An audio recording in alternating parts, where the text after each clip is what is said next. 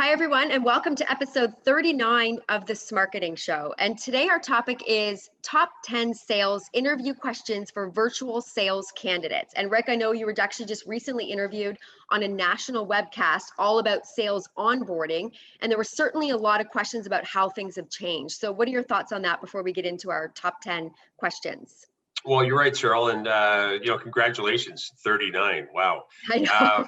Who would have thought? I always joke that I had hair at the beginning of these things. But anyway, I was on a national webcast. We were talking about sales onboarding, and then just a couple of weeks ago, I spoke to about 80 technology resellers, and I asked their sales leaders, what questions are you asking right now in your interview process, given how things have changed to a virtual selling environment? And candidly, a lot of the questions were very, very good questions, like, how have you handled adversity in the past, all these great things. And yet I didn't hear any questions that would reflect really the new skill set I believe sales leaders need to look for in a virtual seller. So I thought today I would share the 10 questions I would suggest they consider asking over and above, not a replacement of, but over and above if you're really looking for an elite virtual seller. Mm-hmm. A few stats before we get into the questions. So actually before this whole pandemic, the need for virtual, or we'll call it digital selling skills, was actually on the rise already. So 41% of millennials prefer digital communication, believe it or not, over traditional human interaction. In fact, we actually just went through a recruiting process at Into Communications and onboarded somebody completely virtually. Gartner actually just released a stat that said that by 2025, they are predicting that 80% of all B2B sales activities will be done digitally or virtually. And at our company, we've actually seen such a surge in some of our Academy courses as a result. So it sounds like the DNA of the new sales rep has certainly changed. So do you want to walk through the questions, starting with number one? Sure. If we want to get started, the only thing I would say, Cheryl, is, what's surprising to me is sometimes people aren't interviewing with their camera on, meaning the candidate. I know it sounds basic, but it's like a minimum requirement in today's environment.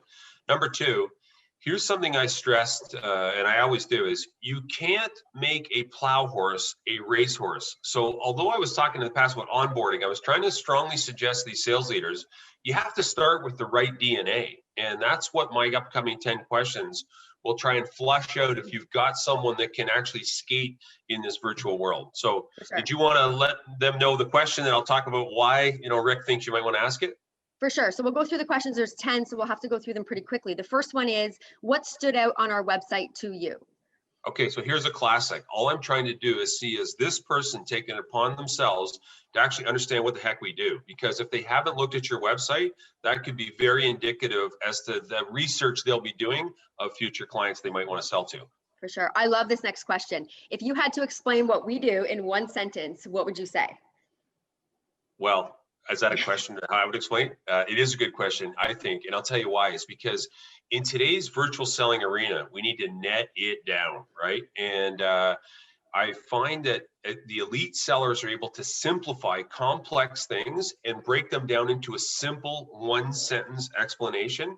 And so what you're going to do is you're going to see how they process basically a bunch of multiple things and deliver it. Now, I didn't mention this at the top, Cheryl, but I think if you spent 5 minutes on YouTube and Googled how to handle sales interview questions, you'll find that the interviewee is extremely well prepared today. Look, we coach university and college grads. That's what they're doing. And so each of my 10 questions, you likely won't find on YouTube, which you get the raw reaction of the seller. Mm-hmm. I know we're talking specifically about, sales reps and the sales environment, but I've actually used a lot of these questions in interviews as well. The third one is, what thought leaders do you follow online? So here, I'm just looking for who they look up to. And, if they look up to some, we'll call it unique individual that's an abstract to what you do, that may be okay. But if they look up to people that online, they follow people that is somehow connected to selling or maybe business technology, I think you'll find someone that is interested in whatever it is you sell if they follow the people in that kind of sphere. Mm-hmm. Number 4, how many videos have you posted in the last month? I'm not asking you because I know you post them all the time, but that's a good question to ask when you're in the interview process. So here's why. Look, whether we're on Zoom like we are right now recording, or we're doing a selfie sales video like we coach salespeople to do, I think people who are more comfortable on video are going to do better in this virtual selling arena, right?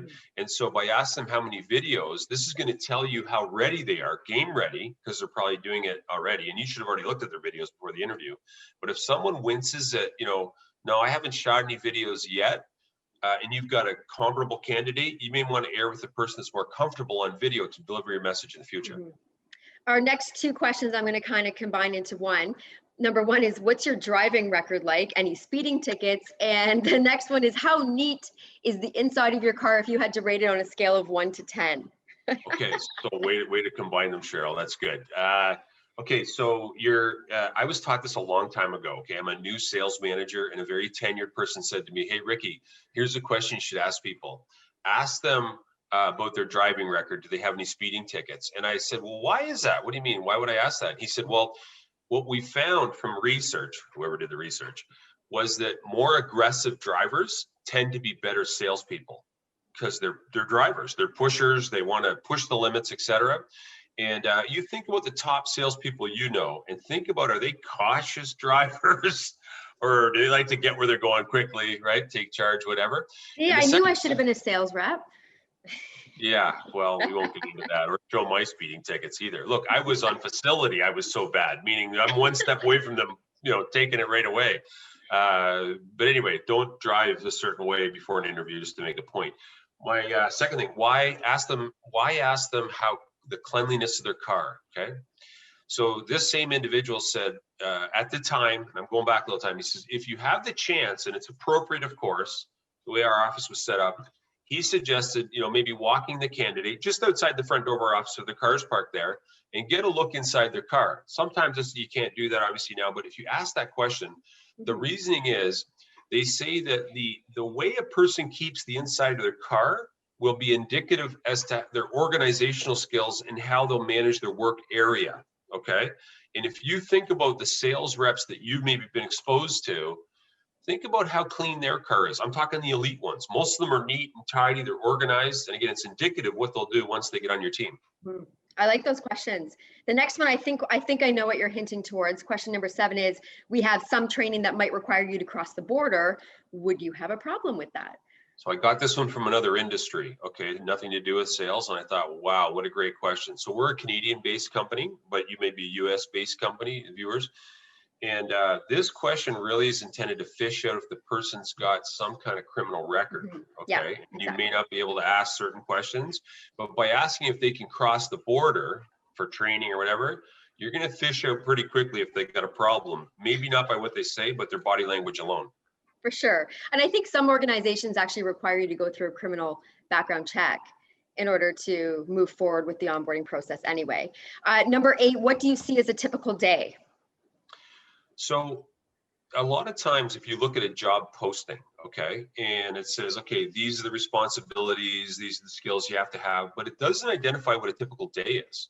And what I found, my experience from interviewing salespeople, and many of them, some good decisions, some not so good, is it seems that when they arrive and you invest all this time in training them, they're actually shocked that they have to make cold calls, or they're shocked that, this is the type of pace you need to work at, how you need to organize a day. And so by asking someone, like, what do they see in a typical day, you're going to get their visualization of what they see and then be able to correct it to set them straight and or, understand, okay, they do understand what the job entails. Yeah, for sure. Number 9 is, what do you do for fun when you're not at work? I always use this question too. I like hearing the answers of what people do in their spare time. Okay, so this, you're just fishing for maybe, what are they interested in? So, again, if they do these wild things for enjoyment after, hey, it's none of your business maybe. But again, if you understand more than just what that person's showing you on the interview, you may understand their habits, their likes, etc. And maybe it may pertain to the fit in terms of culture, whether their interests align with the profession, the sales profession you're trying to bring them in, or whether there's a flag there that says, this sideline gig may not, align with really the ideal candidate. For sure. And then our last question, which is sometimes probably the most difficult for sales leaders to ask, but how much do you charge for your services? Well, okay, so this is a great one. This is a signature Rick Lambert one. I'll tell you why. It's because you can use this in any job, right? A lot of times, a job posting will have all the description, and then it'll go, compensation will align with experience or whatever it is, right? And so you get to that point in the interview, and the candidate, because it hasn't been posted, maybe what the range is. Now, bigger companies will show a range in many cases, but I work for small, medium-sized businesses where I had to negotiate with the candidate. And so rather than me lay my card down first and go, okay, here's the compensation plan, it's this base salary, this variable component, et cetera. What I'm able to do with that question, okay, and I would ask like this: hey, Cheryl, sounds like you've got a lot of great skills that would really, serve you well in this position, which they feel good about, okay? And then you ask them, so just out of curiosity, like, what do you charge for your services? And most candidates aren't prepared for that. In other words, how much do you need to be paid for this position? Because they may come in higher, they may come in lower, whatever, but at least from a basic negotiating standpoint, you understand their opening position before you have to show it as the interviewer.